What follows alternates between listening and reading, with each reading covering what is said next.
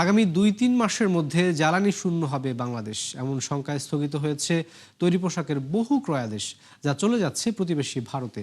এনবিআরের প্রাক বাজেট আলোচনায় এমন দাবি করেছেন বাংলাদেশ চেম্বারের সভাপতি আনোয়ারুল আলম চৌধুরী। আলোচনায় কোম্পানির আমানতের মুনাফায় থাকা উৎসে কর কমানোর দাবি নাকচ করে দেন এনবিআর চেয়ারম্যান। আরও জানাচ্ছেন মইনুল হাসান।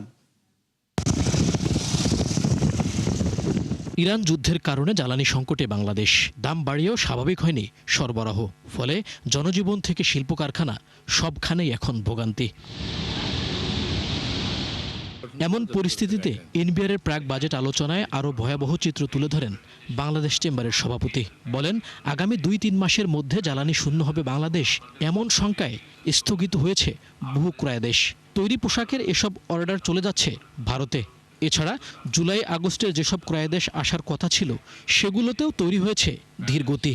কাস্টমাররা বাইরের ওরা কিন্তু এখন ভয় পাচ্ছে, ওরা এখন বলা শুরু করে দিয়েছে।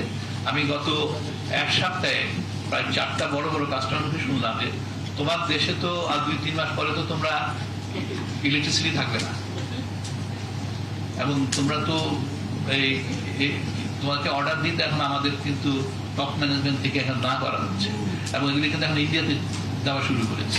এ সময় বর্তমান কর ব্যবস্থাকে অবাস্তব জানিয়ে ব্যবসায়ীরা দাবি করেন টার্নওভার কর ও রপ্তানি আয়ের উৎসে কর কমানোর। এছাড়া কোম্পানির আমানতের সুদে উৎসে কর হ্রাস ও ধীরে ধীরে সারচার্জ ব্যবস্থা বিলোপের সুপারিশ করেন তারা। কোম্পানির ক্ষেত্রে 20% উৎসে কর হার কমিয়ে আমাদের 10% করা এবং কর্তৃত্ব উক্ত করকে কোম্পানি কর দ্য লায়াবিলিটির সাথে সমন্বয়ের সুস্পষ্ট বিধান রাখা।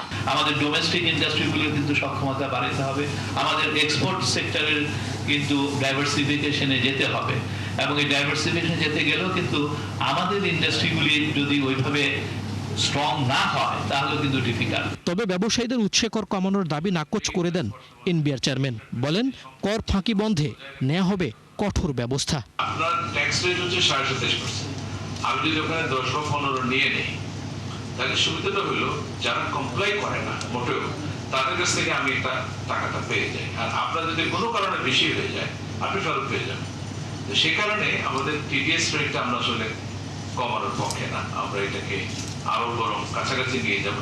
প্রাক বাজেট আলোচনায় বোঝা না চাপিয়ে ব্যবসা সহায়ক কর কাঠামো তৈরির দাবি জানান ব্যবসায়ীরা। আমরা বিদ্যমান যে আমাদের মইনুল হাসান, ৭১, ঢাকা।